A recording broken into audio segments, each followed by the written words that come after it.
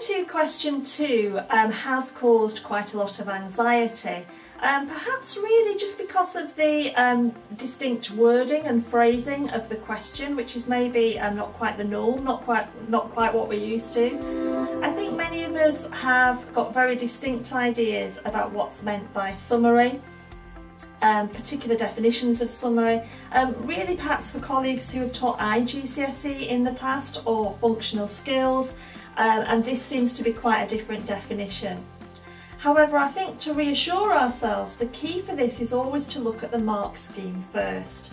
So if you look at the mark scheme, you actually can see very quickly that what is required here is basic AO1 skill. AO1 is the only assessment objective that's been asked for here, not AO3 comparison. This is a comprehension task, but using 2 texts, juggling the 2 texts. So in many respects, for ourselves, it will be better to replace that word summary in our mind's eye with synthesize. Synthesize the 2 texts, think about comprehension in terms of both texts, and that's certainly what I've been doing with my own students. I've tended to, with this question, ask my own students to look at that statement in the middle of the question where you're given the focus of the task, and just to add in for themselves, in brackets, what do I learn about?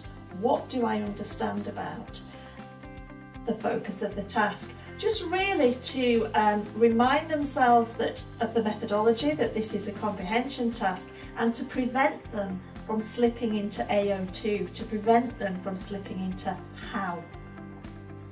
Once you see that this is actually an AO1 task, the skills that are asked for within the mark scheme are some statements with support from the text, from both texts, and inferences from both texts to reach the higher ranges of the mark scheme. So in the textbook, what we've done is actually introduce a method very early on that actually I've used quite successfully with my own students for a good few years now, and it actually stemmed from the legacy specification. And that methodology has replaced perhaps PEE or PEA or PEAL or whatever permutation we were using, and it's statement, quotation, inference.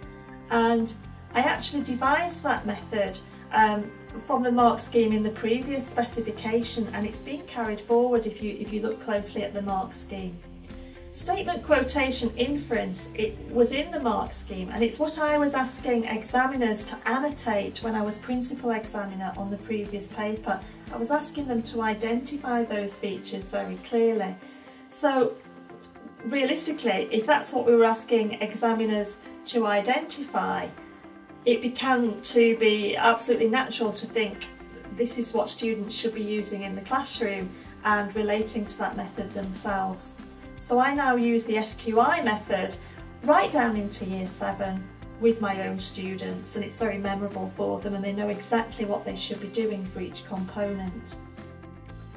So once students have grasped that SQI method, we've used it in the textbook as a simple basis, not just for this question, for paper 2 question 2, but also for paper 1 question 4, the basis of the critical evaluation task, and also for paper 2 question 4, the basis of the comparative task. So they are just simply carrying 2 methods along with them, SQI for comprehension, IEC for AO2.